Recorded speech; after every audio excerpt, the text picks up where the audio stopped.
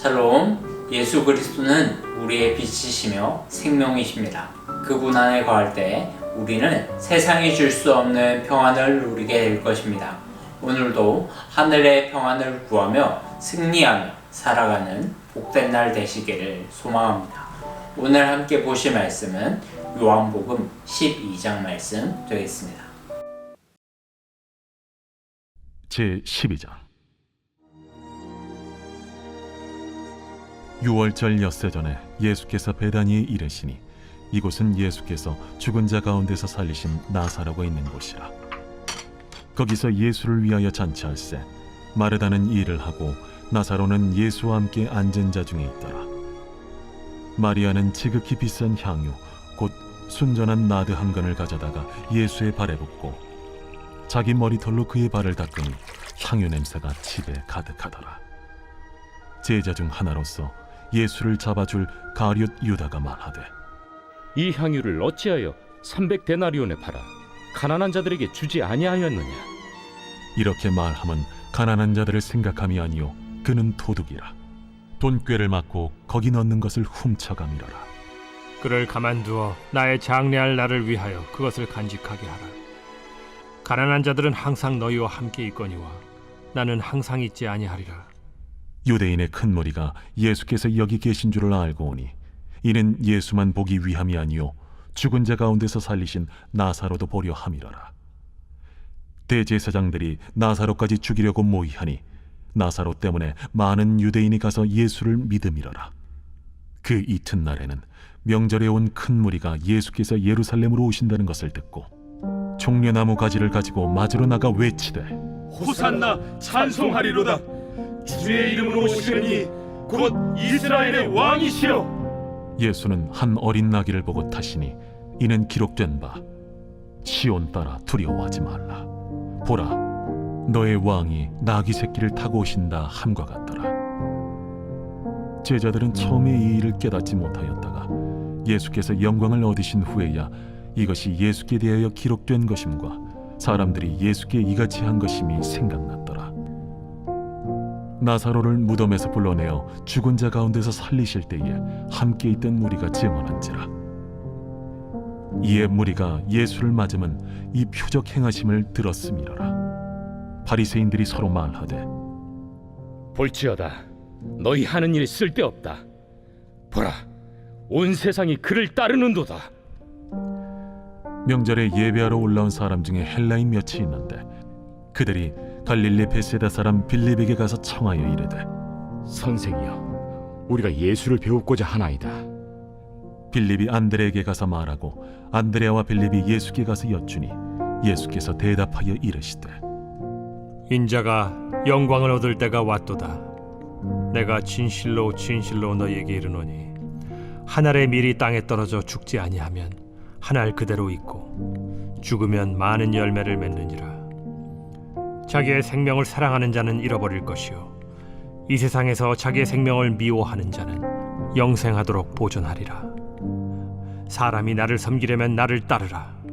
나 있는 곳에 나를 섬기는 자도 거기 있으리니 사람이 나를 섬기면 내 아버지께서 그를 귀히 여기시리라. 지금 내 마음이 괴로우니 무슨 말을 하리요? 아버지여, 나를 구원하여 이 때를 면하게 하여 주옵소서. 그러나 내가 이를 위하여 이때에 왔나이다. 아버지여, 아버지의 이름을 영광스럽게 하옵소서. 이에 하늘에서 소리가 나서 이르되, 내가 이미 영광스럽게 하였고 또다시 영광스럽게 하리라. 곁에 서서 들은 무리는 천둥이 울었다고도 하며 또 어떤 이들은 천사가 그에게 말하였다고도 하니, 이 소리가 난 것은 나를 위한 것이 아니요 너희를 위한 것이니라. 이제 이 세상에 대한 심판이 이르렀으니 이 세상의 임금이 쫓겨나리라. 내가 땅에서 들리면 모든 사람을 내게로 이끌겠노라. 이렇게 말씀하시면 자기가 어떠한 죽음으로 죽을 것을 보이심이로라. 이에 무리가 대답하되, 우리는 율법에서 그리스도가 영원히 계신다 함을 들었거늘 너는 어찌하여 인자가 들려야 하리라 하느냐? 이 인자는 누구냐? 아직 잠시 동안 빛이 너희 중에 있으니 빛이 있을 동안에 다녀 어둠에 붙잡히지 않게 하라. 어둠에 다니는 자는 그 가는 곳을 알지 못하느니라. 너희에게 아직 빛이 있을 동안에 빛을 믿으라. 그리하면 빛의 아들이 되리라. 예수께서 이 말씀을 하시고 그들을 떠나가서 숨으시니라. 이렇게 많은 표적을 그들 앞에서 행하셨으나 그를 믿지 아니하니 이는 선지자 이사야의 말씀을 이루려 하심이라. 주여, 우리에게서 들은 바를 누가 믿었으며 주의 팔이 누구에게 나타났나이까? 그들이 능히 믿지 못한 것은 이 때문이니 곧 이사야가 다시 일렀으되 그들의 눈을 멀게 하시고 그들의 마음을 완고하게 하셨으니 이는 그들로 하여금 눈으로 보고 마음으로 깨닫고 돌이켜 내게 고침을 받지 못하게 하려 함이라. 이사야가 이렇게 말한 것은 주의 영광을 보고 주를 가리켜 말한 것이라. 그러나 관리 중에도 그를 믿는 자가 많되 바리새인들 때문에 드러나게 말하지 못하니 이는 출교를 당할까 두려워함이라. 그들은 사람의 영광을 하나님의 영광보다 더 사랑하였더라. 예수께서 외쳐 이르시되 나를 믿는 자는 나를 믿는 것이 아니요 나를 보내신 이를 믿는 것이며 나를 보는 자는 나를 보내신 이를 보는 것이니라. 나는 빛으로 세상에 왔나니 무릇 나를 믿는 자로 어둠에 거하지 않게 하려 함이로라. 사람이 내 말을 듣고 지키지 아니할지라도 내가 그를 심판하지 아니하노라. 내가 온 것은 세상을 심판하려 함이 아니요 세상을 구원하려 함이로라. 나를 저버리고 내 말을 받지 아니하는 자를 심판할 이가 있으니 곧 내가 한 그 말이 마지막 날에 그를 심판하리라. 내가 내 자의로 말한 것이 아니요 나를 보내신 아버지께서 내가 말할 것과 이룰 것을 친히 명령하여 주셨으니 나는 그의 명령이 영생인 줄 아노라. 그러므로 내가 이르는 것은 내 아버지께서 내게 말씀하신 그대로니라. 11장에서 우리는 예수님께서 죽은 지 나흘이나 된 나사로를 무덤 속에서 살리시는 장면을 살펴보았어요. 이것은 예수 그리스도의 죽으심과 부활을 예표하는 사건이죠. 그러므로 12장에서 사도 요한은 예수님께서 예루살렘으로 입성하시는 이야기를 나사로의 죽음과 부활 뒤에 의도적으로 배치시킴으로써 이 주제를 더욱 부각시켜주고 있다고 할 수 있어요. 먼저 1절부터 8절까지의 말씀을 보면 향유를 부은 마리아의 이야기가 소개되는데요. 마리아의 이 행동에 대해서 가룟 유다와 예수님의 평가가 완전히 상반되는 것을 볼 수 있습니다. 5절에서 가룟 유다가 이렇게 말하죠. 이 향유를 어찌하여 300데나리온에 팔아 가난한 자들에게 주지 아니하였느냐. 이성적이고 합리적으로 생각하면 유다의 이 지적이 옳습니다. 여기서 300데나리온은 당시 일반 노동자들의 연봉에 해당돼요. 즉 그 말은 마리아가 예수님의 발에 부은 이 향유의 값어치가 보통 사람들의 1년 연봉과 맞먹을 정도로 비쌌다는 것이죠. 실제로 나드의 정확한 명칭은 나트라라고 하는데요. 인도에서 나는 감송나무라고 하는 나무의 줄기 원액을 추출한 것이라고 알려져 있습니다. 당시에 이것은 굉장히 비싼 수입산 나무 기름이었다고 알려져 있어요. 물론 300데나리온이나 되는 나드 한 근을 살 정도로 나사로의 집이 굉장히 부자였다라고도 볼 수 있겠죠. 하지만 초점은 그게 아니죠. 아무리 이건희 같은 부자라고 해도 아무런 목적 없이 그렇게 큰 돈을 허비하는 경우는 거의 없으니까요. 즉 적어도 마리아에게 예수님이라는 존재는 1년치 연봉을 아낌없이 부어도 더 드리고 싶을 만큼 존귀하고 값어치 있는 분이었다는 것을 알 수 있습니다. 오히려 마리아에게 왜 가난한 자들을 돕지 않느냐고 추궁한 가룟 유다는 어떤 사람이었나요? 요한이 6절에서 이런 재미있는 해석을 달아놓죠. 이렇게 말하면 가난한 자들을 생각함이 아니오 그는 도둑이야. 돈꾀를 맞고 거기 넣는 것을 훔쳐가미로라. 이 말씀은 가룟 유다가 제자들 중에 회개를 만드는 위치에 있었고 몰래 공금을 횡령하고 있었다는 사실을 알려주고 있어요. 그는 예수를 팔기 전부터 철저하게 자신의 안위만을 먼저 챙기는 철저한 이기주의자였던 것입니다. 중요한 것은 당사자인 예수님께서 마리아의 행동을 칭찬하셨다는 거예요. 7절, 8절 말씀 볼까요? 예수께서 이르시되 그를 가만두어 나의 장래할 날을 위하여 그것을 간직하게 하라. 가난한 자들은 항상 너희와 함께 있거니와 나는 항상 있지 아니하니라 하시니라. 가난한 자들을 돕는 것은 중요한 일이죠. 그러나 그것은 언제라도 할 수 있습니다. 하지만 예수님의 죽으심을 준비하는 것은 오늘이 아니면 할 수 없습니다. 이제 곧 주님은 예루살렘으로 올라갈 것이기 때문이에요. 사랑하는 여러분, 우리는 이 사건을 통해서 목적 있는 삶을 산다는 것이 얼마나 중요한 것인가를 알 수 있습니다. 그리스도인들은요, 아무런 목적 없이 자신의 즐거움과 이기심을 위해서 돈과 시간을 허비해서는 안 돼요.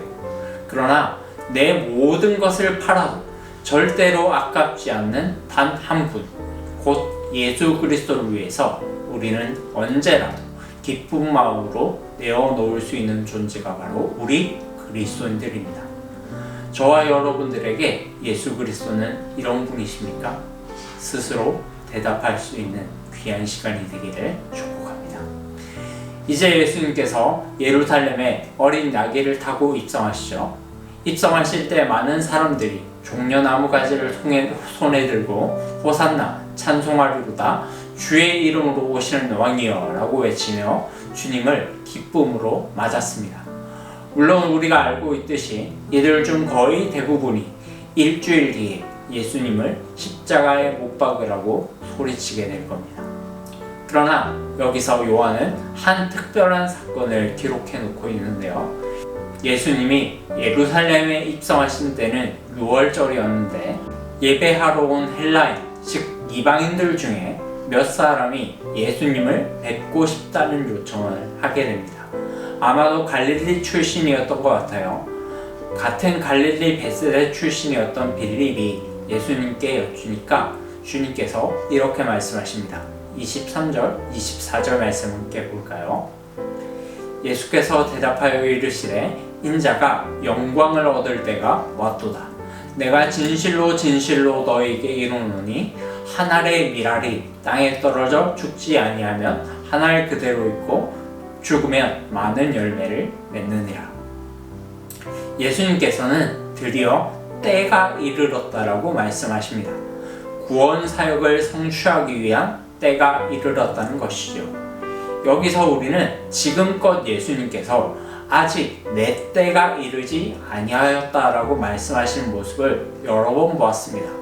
그런데 왜 하필이면 이방인들이 예수님을 찾아왔을 때 드디어 영광을 얻을 때가 왔다라고 말씀하시는 걸까요? 이것은 아주 중요한 의미가 있어요. 그것은 바로 예수님의 구원이 유대인들을 위한 구원이 아니라 이방인들을 포함하는 것임을 보여주는 것입니다. 24절에 나온 한 알의 씨앗이 떨어져 죽는 것은 예수님의 십자가의 죽음을 가리키죠. 그리고 그 결과로 많은 열매를 맺는다는 것은 하나님께서 택하신 세계 각지의 이방인들이 주께로 돌아오는 구원의 역사가 시작된다는 것입니다. 오히려 예수님의 죽음이 가까워질수록 하나님의 백성이라고 자부했던 유대인들이 그분을 더욱 거부하고 배척하는 모습을 볼 수 있어요. 그들은 예수님께서 수많은 표적을 보여주셨어도 믿지 않았고 구약의 율법이 말하는 그 메시아가 바로 나다라고 주님께서 아무리 설명해도 듣지 않았습니다. 그리고 그럴수록 하나님은 그들의 마음을 더욱 완고하게 하셨다는 것을 볼 수 있어요. 39절, 40절 말씀이에요. 그들이 능히 믿지 못한 것은 이 때문이니 곧 이사야가 이르렀으되 그들의 눈을 멀게 하시고 그들의 마음을 완고하게 하셨으니 이는 그들로 하여금 눈으로 보고 마음으로 깨닫고 돌이켜 내게 고침을 받지 못하게 하려 함이니라. 사랑하는 여러분, 여기서 우리는 믿음의 본질이 철저하게 하나님의 은혜임을 다시 한번 알 수 있습니다. 믿음은 유대인들의 혈통으로 났다고 모태신앙으로 믿음은요, 유대인의 혈통으로 났다고 모태신앙이라고 해서 자동으로 유전되는 것이 아닙니다. 믿음은 듣기만 한다고 자동으로 생기는 것도 아니에요. 믿음의 전제 조건은 말씀을 듣는 것이 맞습니다. 그러나 그 들은 말씀을 굳게 붙잡지 않으면 즉시 사탄이 와서 그 들은 말씀을 빼앗아갑니다. 35절, 36절 말씀을 읽고 마치겠습니다. 예수께서 이르시되 아직 잠시 동안 빛이 너희 중에 있으니 빛이 있을 동안에 다녀 어두움에 붙잡히지 않게 하라. 어두움에 다니는 자는 그 가는 곳을 알지 못하느니라. 너희에게 아직 빛이 있을 동안에 빛을 믿으라. 그리하면 빛의 아들이 되리라. 아멘. 사랑하는 여러분, 빛과 어두움은 우리 주변에 늘 함께합니다. 단 둘 다 동시에 같이 있을 수는 없어요. 빛이 비치면 어두움이 물러가는 것이고요, 어두움이 임하면 빛이 물러가는 것이 정상입니다. 다시 말씀드립니다. 빛과 어둠은 우리 주변에 늘 존재하지만 그 둘이 동시에 있을 수는 없습니다. 여러분은 빛 대신 예수 그리스도를 본 자들입니까? 그러면 우리는 가룟 유다처럼 이기적으로 살지 않을 겁니다. 마리아처럼 분명한 목적의식을 갖고 하나님의 영광이라는 단 하나의 목적을 위해 헌신하며 살아가게 될 줄로 믿습니다. 또한 우리 역시 하늘의 씨앗 되신 예수 그리스도께서 희생하심으로 맺은 열매들이라. 그 은혜를 입었다면 우리 역시 아직 예수를 믿지 못하는 이방인들에게 그분의 빛 되심을 증언하는 복음의 증인들이 되어야 할 줄로 믿습니다. 그때 하나님은 우리를 통해서 영광을 받으실 것이며 장차 주님께서 영광 중에 임하실 때 모든 어둠이 사라지고 빛과 영광만이 우리에게 임하게 될 것입니다. 그날을 사모하며 오늘도 복음의 증인으로 힘있게 살아가시는 우리 모든 서울종은교회 가족들 되시기를 주님의 이름으로 축복합니다.